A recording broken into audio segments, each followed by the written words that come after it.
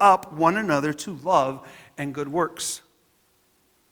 Not neglecting to meet together, as is the habit of some, but encouraging one another, and all the more as you see the day drawing near. You see, the thing is when we get together, we are stronger when we are together, when we are one. Because what happens is, because I've seen this in churches, I've seen it for a long time, is that churches are becoming lukewarm. People, which means individuals, are becoming lukewarm. And if you know anything about what it says in Revelation, what is God going to do with those that are lukewarm? He's going to spit them out of his mouth. So we gather together to kind of encourage one another. That's why it really hurts. I think it hurts God's heart when we see churches that are backbiting, that are gossiping, that are arguing about things that really are not that big a deal. Arguing over the color of the carpet. You know, I haven't heard of any churches doing that recently, but that has happened in the past. See, this tactic of divide and conquer, as I've told you before, has been the main, I guess, probably his favorite tactic of Satan since the beginning. He schemes to divide us from one another. You see it in the temptations. He tries to draw a husband and wife apart. Why? Because he can destroy something that God says is beautiful and was amazing. He tries to drive us apart from our friends. He tries to drive a wedge in between us and the church. He tries to drive a wedge between us and the government that God put in place. Now, I'm not saying we shouldn't tell the government, hey, you're overstepping your bounds. But the question is, are we praying for our leaders as we're doing it? He wants us to divide. He wants to conquer us. He schemes to divide each of us from each other and all of us from God.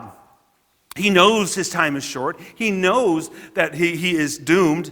But he wants to take as many of us with him as he can. And unfortunately, I think what he also tries to do is he tries to divide our heart. Our hearts get divided when we are tempted to follow sins that we shouldn't be following. When we are tempted to see things and watch things. You know, we have a divided heart. We're not truly, fully worshiping, truly, fully devoted to Christ. We're lukewarm.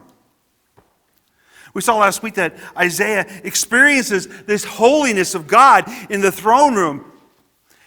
And in God's grace, Isaiah's his divided heart gets mended. It gets put back in place. And it's united again. So today we're going to look at, we saw Isaiah whose heart is mended. We're going to look at somebody whose heart is divided. And that would be King Ahaz. The biggest difference between Isaiah and Ahaz is that, Isaiah's faith was not, his heart was not mended because he had this heroic faith, and he overcame all of these obstacles, all this sin. He admitted, I'm a man of unclean lips amongst a people of unclean lips, but that's not what saved him. That's not what mended his heart. What mended his heart was God forgiving him of his sins, touching the coal to his lips and forgiving him. And in the process of him understanding that it wasn't him who saved himself, he sees the glory of God, and when God says, who am I going to send? He yells, here I am, send me! It changed him. Today, we see Christianity as like this legislated, this good example that we see in Jesus. Oh, we need to follow Jesus. And yes, we do need to follow Christ. We need to walk in his steps. We need to do what he did. But the problem is we're also frightened by the fact of eternal judgment. We've been taught, I want to be honest with you. When I was saved because I was scared to death I was going to go to hell. The problem with that is that the next week, when the pastor preaches on hell and damnation, I'm afraid again because I'm not sure, right? See, the problem is if we save people by the fact that we're scaring them into heaven, is what we're attempting to do, it's not going to hold. Our stimulus to believe becomes fear and pride. But I'll be honest with you, true Christian faith is based upon what Isaiah saw, which he saw the glory of Christ. He saw the glory of God, and that's what he based it on.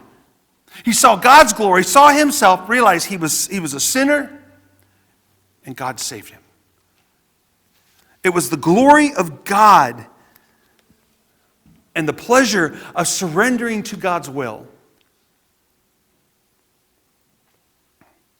That's why I kind of shudder at times when I'm watching an online preacher, online pastor, give a message, and at the end of it they say, okay, they give an open message. If I want everybody to close their eyes, and if you want to accept Christ, into your life, raise your hand. Oh yeah, awesome. And you think, well, that's a good thing, right? Where's repentance? They've never once talked about repentance. They never once talked about your life changing. It's more than just saying a prayer. It's about Jesus changing your life as he did to Isaiah. It changed him.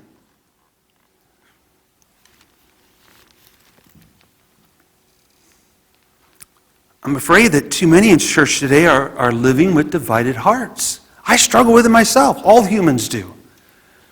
Or my heart gets divided between the world and God, and how do I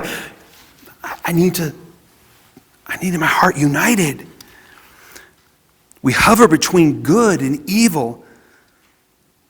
And what happens is it truly shows that we are divided in our heart and we're empty. That's why a lot of people will say, yeah, I accepted Christ 2 weeks ago, and man, I'm just not feeling it anymore. Becomes that moment of elation, and then it's gone. Because they're not living in the glory of Christ. They're not realizing that it's Christ that did it. He deserves our worship. He deserves for us to be dedicated to him. True faith is not based on our ability to make the right choice between good and bad. That's not what it's based on.